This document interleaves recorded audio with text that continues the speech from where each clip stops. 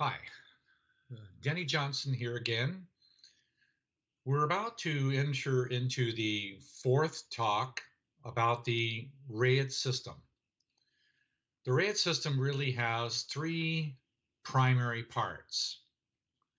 We're historically known for the iris. And then the second part of what we're known for is the family tree birth order. And the third part is something we're going to go into more thoroughly today. That's called cycles and seasons. The iris is a long-term fingerprint.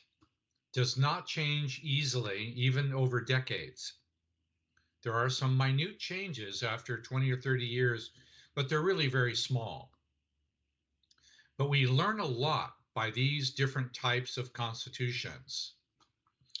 And there's actually a higher percentage of brown eyes in the population, but this is really here for the understanding of the constitutional forms. The constitutional form has to do with the amount of the vascular system, that area of the iris between the sclera and the pupil. And this is a constitutional framework of different types of people. And no two people, like fingerprints, are identical. But these are 12 different constitutional forms of expression. These forms, they have to do with how one uses their body or their mind or their emotions. These are different constitutional forms of how people live in groups and as individuals. Now, the interesting part about this is that these are also 12 different forms of exercise, 12 different forms of activity, 12 different glands, organs, body systems, and so on and so on.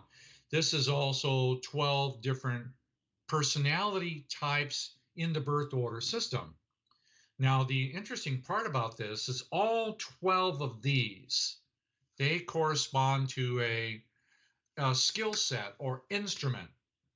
All 12 of these are 12 different skills that all of us have together.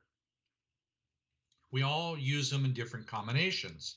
Some people are more intellectual, some people are more emotional, some people are more what's called kinesthetic or grounded, other people are more risk-taking types.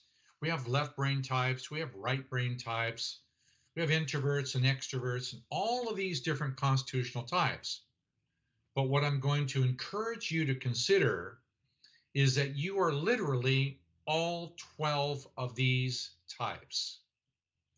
Most people have a tendency to use one or two of these the most.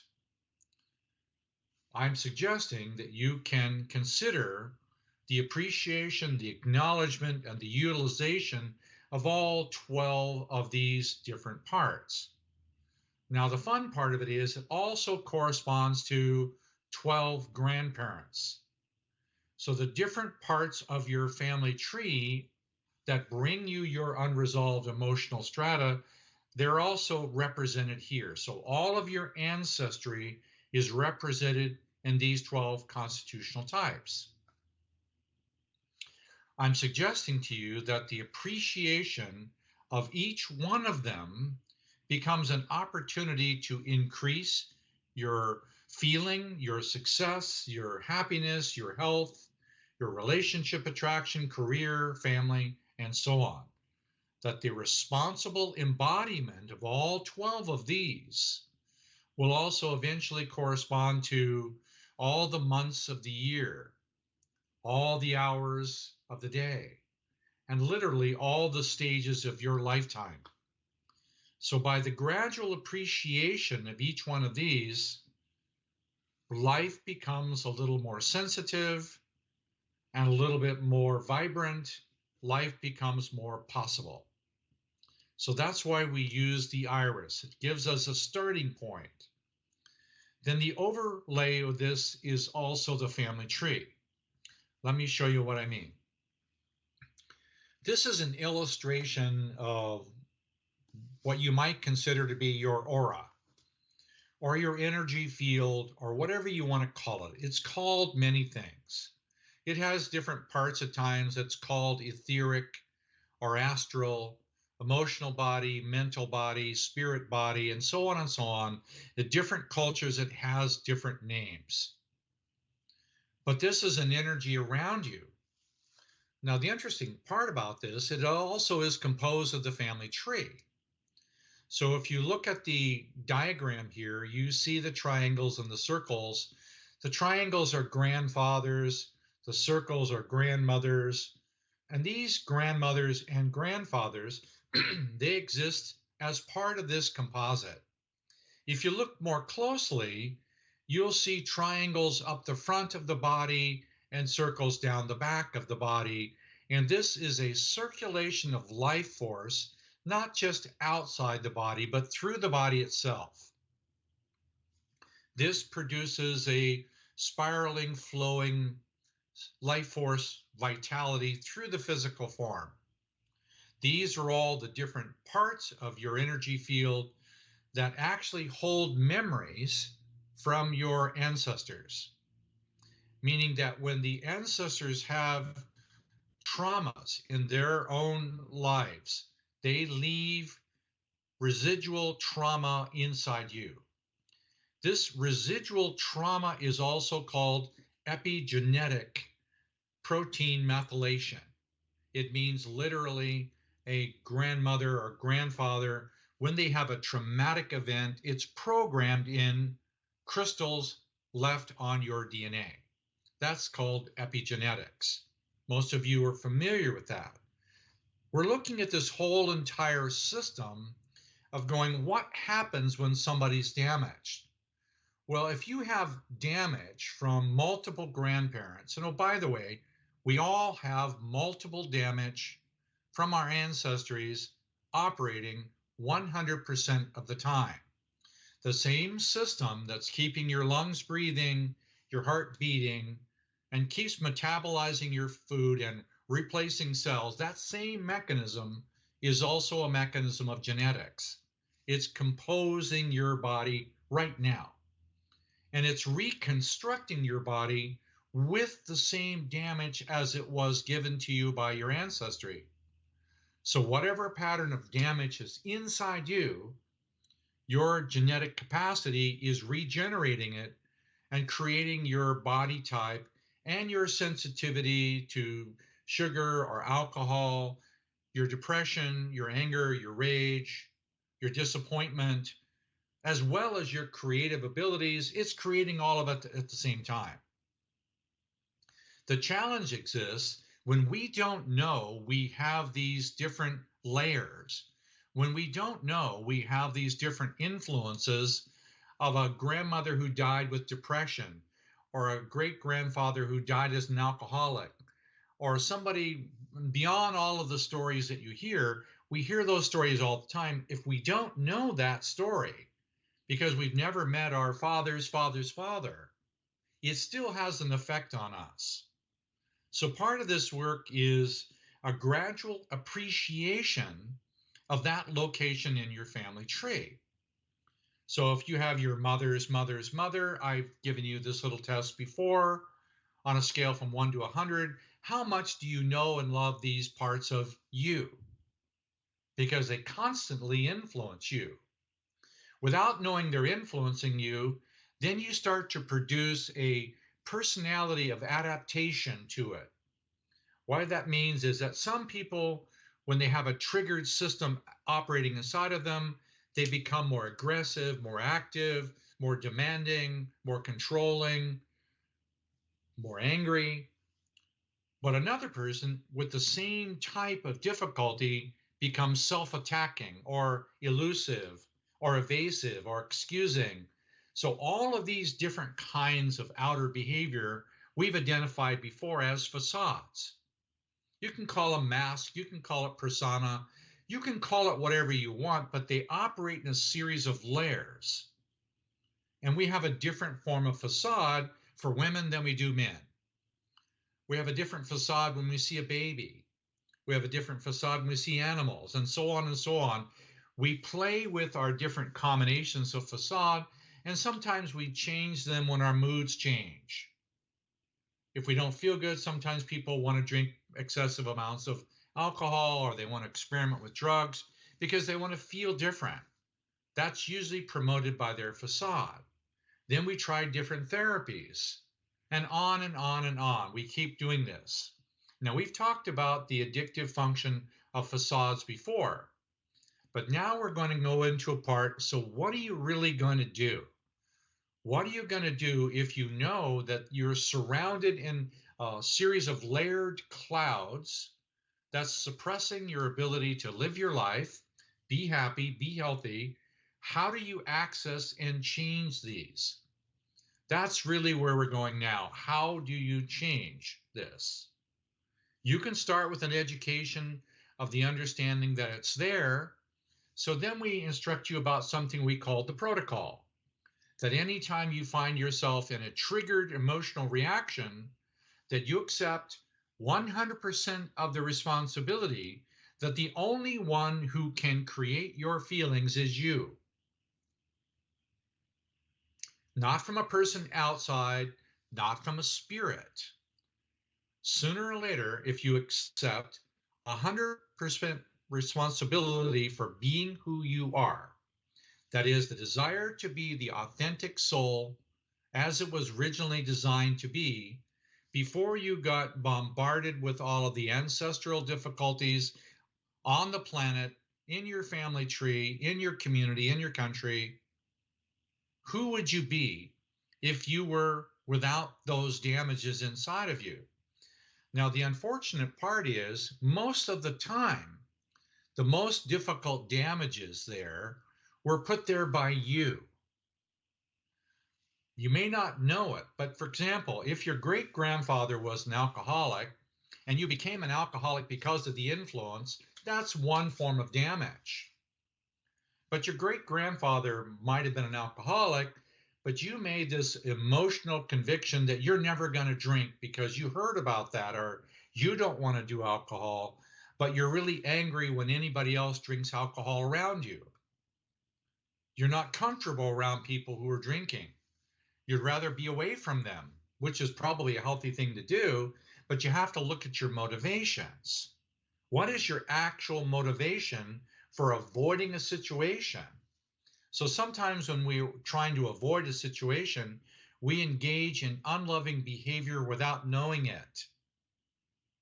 Many forms of hopelessness, despair, self-attack, shame, ridicule, many of these forms of behavior are only self-protective adaptations. Even jealousy, possessiveness, greed, these are usually self-protective adaptations to help you avoid a pain inside of you that most of the time you don't even know you have, because long ago you stopped sensing it. You don't sense it anymore in your body, but now you can begin to sense the symptoms of your avoidance of it. So I'm going to suggest a way for you to begin the process of reoccupying a higher sensation of your own body, a higher sensation of your feelings, a greater awareness using your mind. I'd like you to begin to learn how to feel more.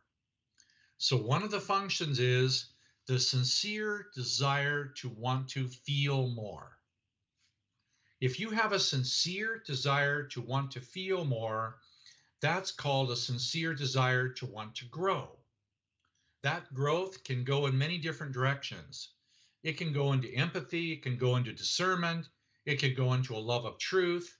It can go into many different ways of utilizing the increasing experience of your sincere desire to grow. Now, the problem is the moment that you make a sincere desire to grow, you're going to need to examine, why are you doing it? If you examine your motives, why do I want to grow? Because I'm afraid, I'm alone, I'm hurt, I have a disease, I want more success, I want more happiness, I want more love. You always need to keep re-examining what your intention and motive is today. And it's okay to keep changing it, because it will change. And part of it will change based on which one of these layers you're accessing today. Because you're going to have a different feeling when you access the first layer versus any one of the outer layers. When you start to process one of those boundaries, different feelings are going to come. You're going to have different feelings all day long. If you make a sincere desire to want to grow, the first thing that's going to happen is a series of little feelings are going to start arriving immediately. What that means is whatever you're feeling right now is the thing that you should be, quote, processing. What does processing mean?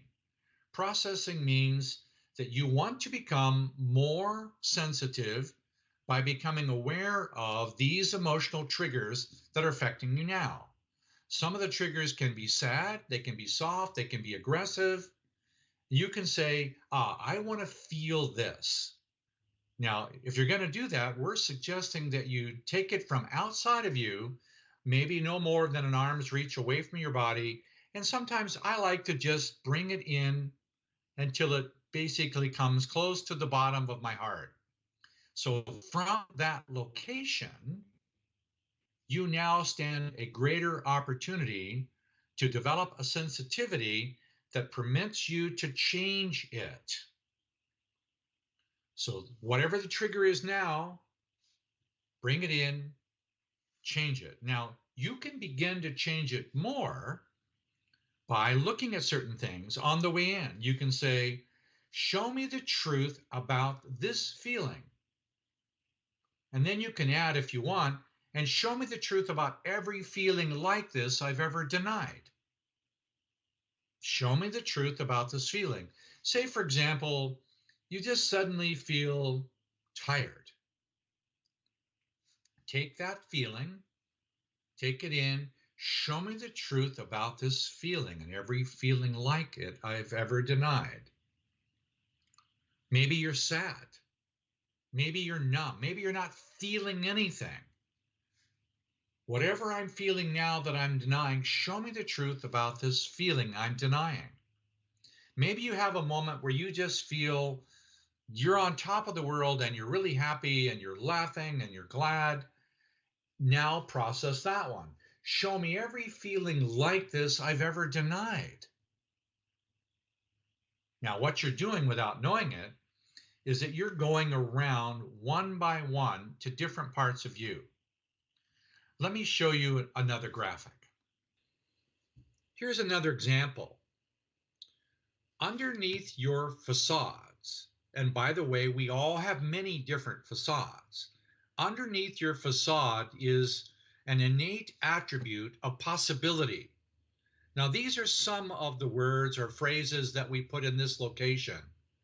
They're not all exactly right. I'm just giving you some examples about how you have different skill sets or attributes inside of yourself. This is how I see an iris. All of these are different iris sectors. These are parts of your grandparents. These are glands, organs, and body systems.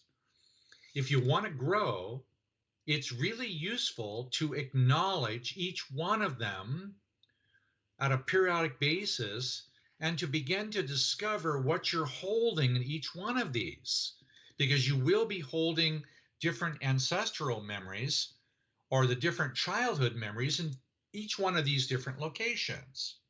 So these attributes will give you an idea of what's possible, because eventually this pinpoint right here, by the way, is the place we're suggesting at the bottom of the heart or maybe slightly in back of the heart.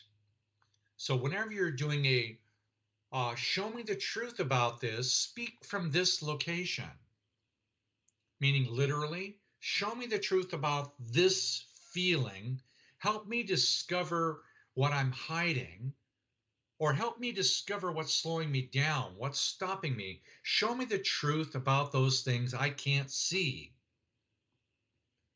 Now, inside of that desire, you're actually increasing these attributes. Because each time you do that, you're going to shift something inside of you. The moment you shift one, oftentimes another one comes into play.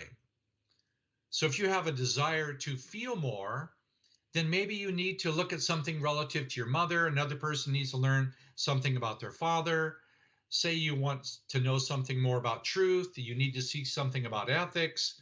So the sincere desire to grow is going to feed to you exactly what you need to feel at that time. It's very personal. So if I have a feeling going on with me, I go, it's not about them. It's not about the television. It's not about the movie. It's not about my partner, my kids, or my workmate. It's not about any of them. If I have an emotional content in this moment, it's only about me. It may look like it's triggered by the government. It may look like it's triggered by a movie that you're watching or a phone call or a text. But if I'm triggered by somebody that's sending me a message, the only one capable of triggering me is me. If I'm being triggered by outside emotions, that means I'm giving away my life force. So if somebody comes along and they hit your car, of course, that's traumatizing. In that moment, it's upsetting to have somebody threaten your life or hit your car and you're all upset. But in that moment, what do you do with that open door? What do you do with that window of opportunity?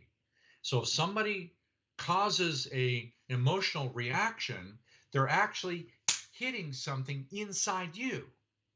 In that moment, if you choose to blame them for the accident and attack them for what they did, you not only cause more damage for yourself, you've reinforced that pattern to come back to yourself and your children. It's not easy to have a really difficult moment with your husband, wife, or friend. It's not easy. It happens to me. It's not easy to have that painful thing come to you. But what do you do in the middle of it? So typically, you'll forget that it would have been better for you to accept the responsibility rather than rage or attack or go slam the door and be by yourself. It's a lot easier to react to something than it is to accept the responsibility to find the truth about it. So if you have a difficult moment with a partner, here's a good thing. If it's with your partner, you have about 4 days to reprocess it again. I won't give you the exact length of time, but that's the longest usually. If you are in a difficult situation with a friend or a family member and you're reacting past 4 days, the problem is you. Sorry about that. But if you have a difficult moment with your parents, your child, your partner, and you're still angry 4 days later, or you're still in deep depression 4 days later, the problem's you. It's not them. I know that's difficult, but it's true. So then you need to re-examine what are you actually doing. If you go, I had a difficult moment with my partner, and you a day later, because usually within a few minutes, if you're practicing this, I should have done the protocol in the middle of this. And a day later you remember, or 30 minutes later, you can go back to it now because that vibrational window of whatever it was that you were arguing about. If it's sex, it's going to be one location. If it's money, it's another location. If it's religion, it's another location, and on and on and on. So whatever it was in an individual issue or a collection of issues, if you had a trigger, it means that you had a trigger that existed inside of you before you married them or before they were your friend. That trigger was inside of you already. They came as a friend or your partner to get down to the deepest level. And our partners and our family, our kids, they will get to us deeper than anyone else.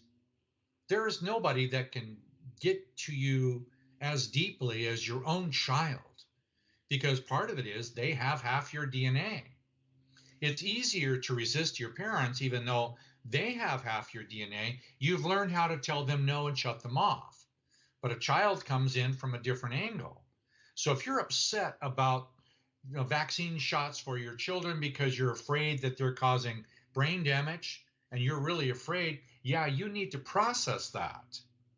So if you have the chance, you have a trauma with a friend, a child, a parent, go back to it regularly, not just once, go back to it every day for a while, especially up to 4 days, because you will have the opportunity to keep reprocessing it. Now, that doesn't mean it goes away.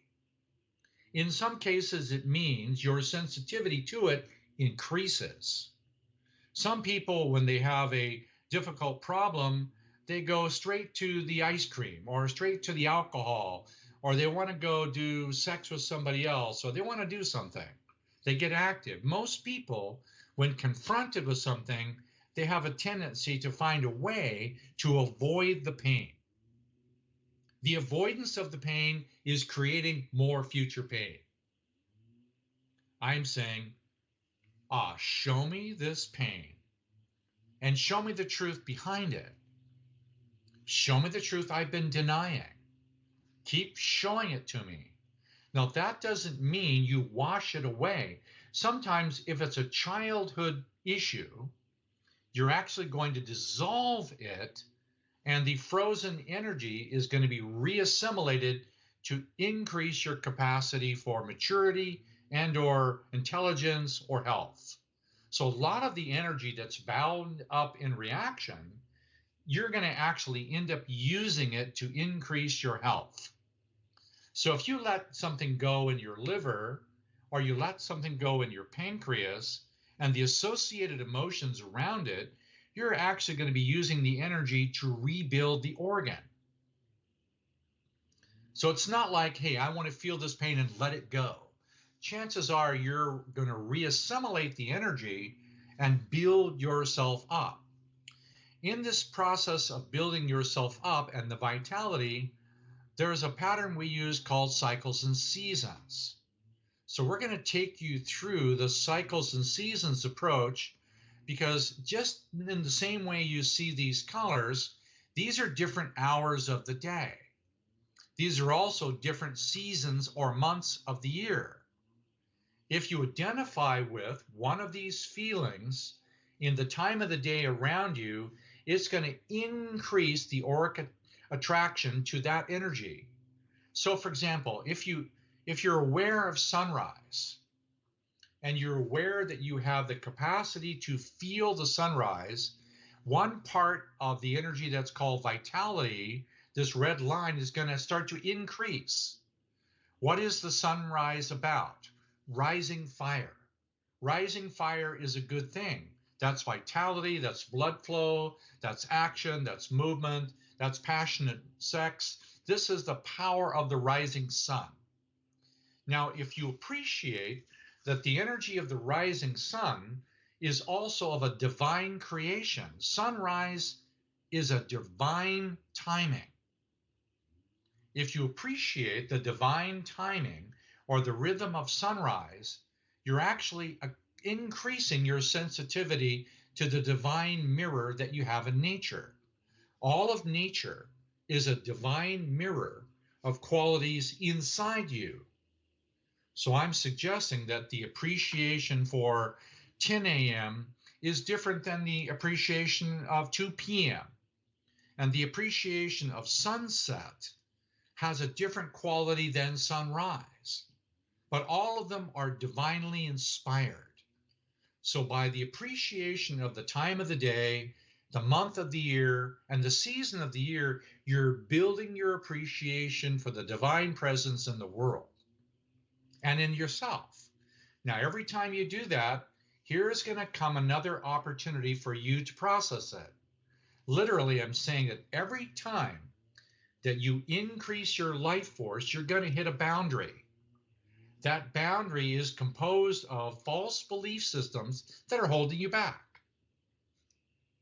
It's your own false belief systems that are holding you back. About money, about sex, about your personality, about who you are, what you are. It's your own false belief systems that you believe you have a right to be angry towards someone. Yes, you have a right to be angry.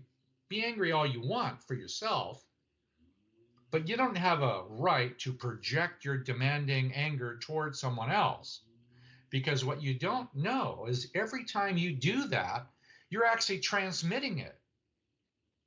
So if you're angry at somebody who just hurt your car and you're in a rage, excuse me, you're in a rage with them and you want to beat them up,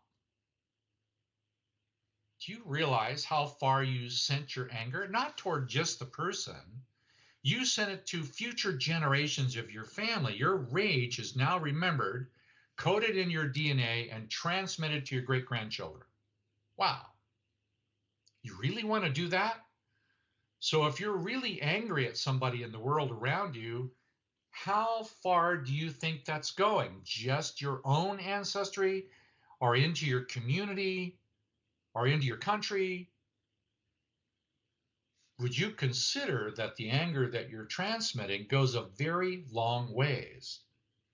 It produces anger in the world. Do you know what collective anger by billions of people does? What frustration, sadness, grief really does to all of us? It produces the conditions we have on Earth now. It produces destruction of natural resources. It produces greed and politics and power and war. Do you really want to produce that? Your rage towards somebody else is being used to create rage in the world. That is something you need to become responsible for, to look at what you do. Now, the same thing is also true. If you have an appreciation of the divine beauty of stars, that's also being transmitted. If you love the sunrise and the moon, that's also being transmitted. If you have a collective desire to sing songs to the beauty of the planet, that's also transmitted. Now, in the process of doing that, if you really want to celebrate greater and greater levels of joy, and that's your sincere desire, then everything that's not joy is going to start coming at you. Do you get that? If you have a sincere desire for happiness, if you have a sincere desire to share that in a romantic way, in a loving, clean way, and you go, what I really want is a romantic relationship in the world that I can share my life with. If you're really sincere about that, then all these other issues are going to start coming to you. The unhappiness, the frustration, the sadness, the grief, the jealousy, the anger, the rage, they start arriving. Now, the difference is if you have a sincere desire to grow, then it's going to start to arrive in smaller pieces. If you're in denial of it, usually it comes as a solid slam. It could be a cancer, it could be a stroke or a heart attack. But I'm saying by dismantling it gradually, you supersede the need to have the disease, the suffering. So let me show you something else quite unusual. Here's a graphic I like. This is similar to the other ones I've shown you. It's all the same type of graphics. This is your energy field. This is energy running through you. It has all these layers. It has all these degrees. And oh, by the way, this is just a graphic. I can assure you the actual energy field is dramatically more beautiful than this and powerful. Your own energy inside of you is connected to the power of the sun. You have the ability to be able to move life inside of you. This is important just to recognize that you don't have to be a victim to the circumstances you're in. Use your present state experience to increase learning how to move this. So we're going to show you ways about how to be able to move it. Let me show you another graphic. Here's another graphic to help you understand what's really happening. If you look at this closely, this describes the seasons, autumn, winter, equinox, spring, summer, solstice, equinox. This is a cycle season. This is an entire year. Now, if you also look at these colors, there are different forms of colors for each month.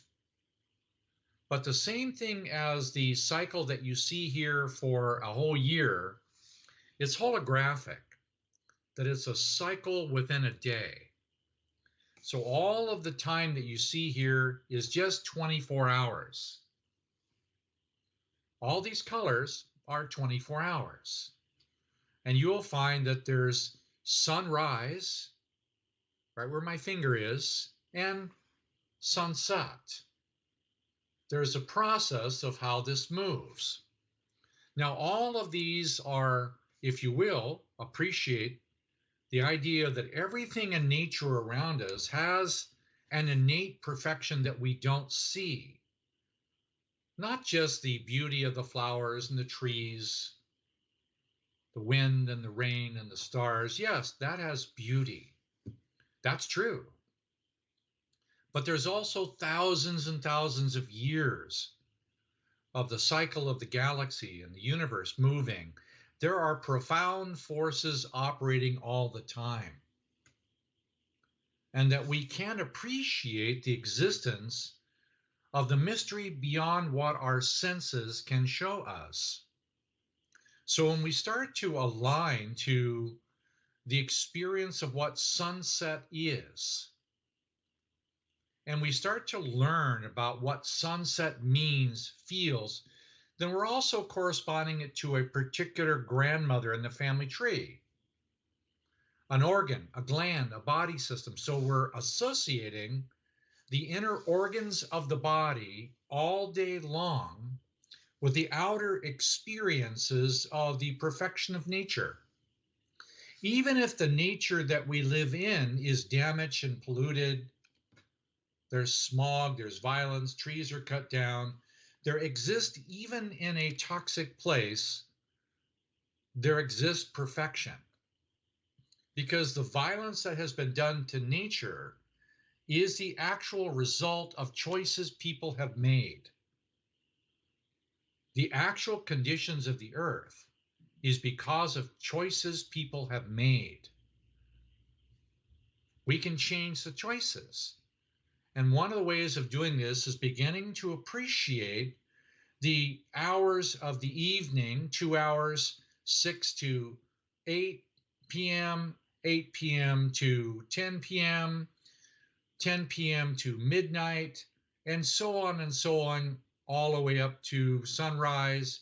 And every 2 hours, there is a pattern. Now, if you want to, if you turn this vertically, you're going to end up having the dynamic flow that you see in that one beautiful image I showed you. I'm saying just pause for a moment to consider the beauty around you. And then when you find something that triggers you, go, wait. If I'm triggered by this, I'm actually giving away my life force. Pause for a moment. I'm saying every time you're triggered in shame or guilt, you're giving away life force. Every time you're triggered by hopelessness or despair, every time you're triggered by inappropriate humor or activity or restlessness, or no matter what the emotion is, if you're triggered by it and you're not using it in a healthy way, you're just replicating it again. Every single emotion you have that's a trigger, you have two opportunities. You can just leave it and it will replicate itself again and come back stronger. Or you can choose to begin the process of beginning to relate to it. You don't have to know who it came from and why.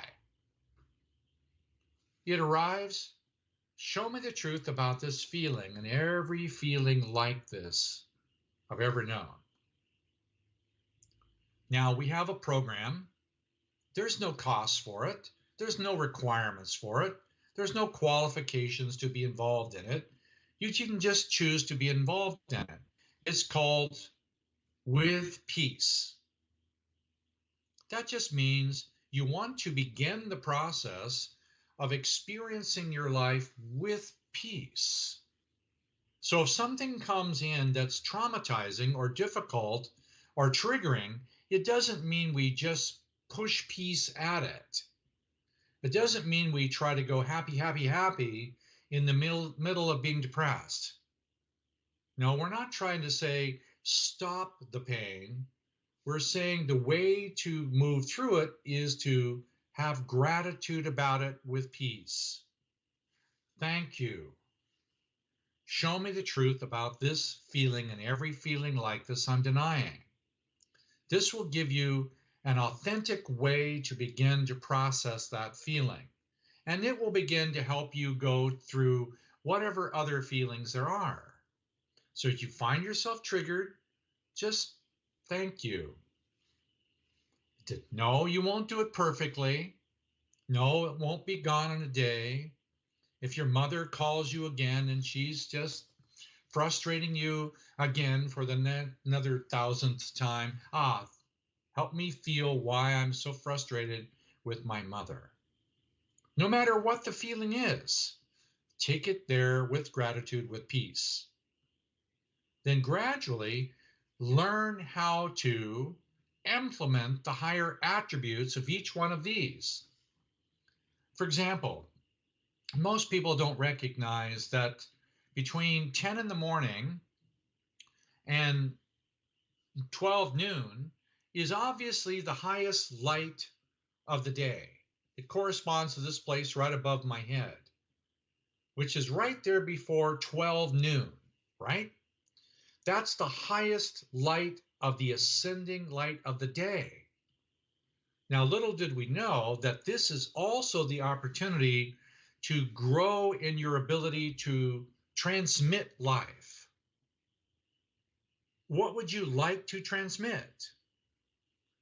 Well, I'm going to suggest that you go back to the model of peace, at least start with peace, to transmit. Or you may want to learn to transmit any one of these other 11 feelings. You can learn to transmit, or you might discover that you've been transmitting all of your problems for a very long time. No, if you're alone with your sadness, disappointment, your feeling of hopelessness, there's nobody around, you might be thinking about suicide. What you don't realize, you're alone. Yeah, you're by yourself and you're stuck in your regret and shame and sadness, but that's what you're transmitting. Do you really want to transmit that to the universe? And you go, oh my God, I don't want to transmit to my kids, so I'm going to kill myself. Sorry, that doesn't work either. You actually take it with you and you keep transmitting it. Wow, you really want to do that? My suggestion is learn how the underlying dynamics works. I know it seems complicated, but it's really not. It just takes a little practice. So when in doubt, practice with peace. Let me show you one last image. Here is a very unusual calendar or a model. This is a model for human existence. This is a model for time. This is a model for universes and galaxies and so on. This is a model. I know it's hard to believe, but if you look closely, you can see the different parts are moving different speeds. This one moves, this other one moves, and look at the outside one. This outer ring moves too. They move at different speeds. The outer ring only makes one revolution every 64 years. Sounds like a long time, but no. There are patterns like this that go for 21,000 years. There are patterns inside of patterns. But this is yours.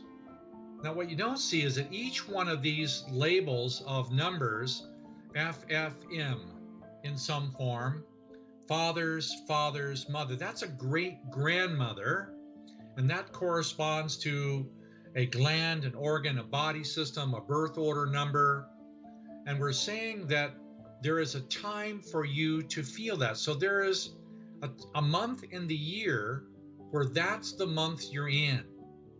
So for example, in the southern hemisphere, wherever you are in the world, if you're in the southern hemisphere, it's called what we have the 4-boy month.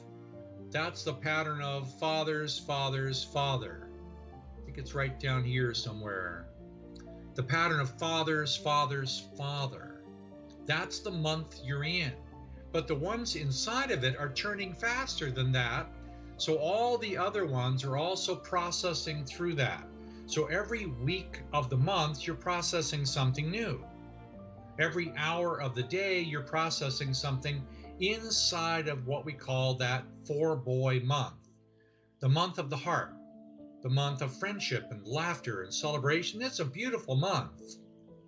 Now, if you look at the inside of this inner rose is designed to be at the bottom of your heart. That's designed to be a reminder for you to touch that pristine part of your original, authentic soul that was originally created for you. Before you ever incarnated into the dynamics of your mother and father's families, you already had a soul, and it had pristine qualities inside of it. So that's the reminder. The reminder is in the center of all this, it doesn't move. Remember, your authentic soul is a place of remembrance through peace. Then you go through these other ones. I know this is a challenging one to consider, but this is basically what the Cycles and Season program prepares you to do. How to understand self with peace. Keep that one constant. And then every hour, every 2 hours, it's going to change into a different feeling. Peace and the feeling. Peace and the feeling. Whatever hour of the day. So each hour of the day passes through, you go through it. Then you get to see above it is the month. So for 1 month, you're going to be passing through that category, whatever it might be. It could be from the mother's family, it could be from the father's family. Now we're suggesting this might be an instrument to help you resolve the pain, the suffering, the despair, the sadness, the grief, the shame. Now, the challenge is every time you do this, one of your unfinished shadows will come to you, meaning one of your unfinished facades that you're not done with. It will start to arrive. And it will come in the form of a social interaction, usually, not always, but it can also come in terms of watching a movie and then suddenly you're triggered by a violent act or something scary or a war or a sadness, a grief, an abandonment, and you're triggered and you know it's only a movie. Process it. Go here, show me this, show me the truth about this, and just develop a strategy that every single thing that comes to you, you do this from your authentic self. That's the nature of the Cycles and Seasons program that we offer for you to learn about through the iris, the birth order, family tree patterns, and learning cycles and seasons. We have some other suggestions about how to do this even stronger. And then eventually, if you're doing it long enough, I'd sure like to do it with you. Why? Because eventually we start alone. We have to do everything ourselves. And then gradually we have the opportunity to do it with people who might be in our community or who might be our friends. Wouldn't it be nice to be able to be in a world where you're practicing something like this with your other brothers and sisters around the planet? I'd like to practice it with you. The desire to give and receive with you, with no expectations or demands on your time or your money or whatever else. Just learn to practice appreciation with each other. We are the way this is going to change. The only thing that's going to change the earth as we know it is going to come through us. We're not victims. We're the way it's going to change. So thank you for your patience of sitting through hours of this. I hope to see you again. Bye for now.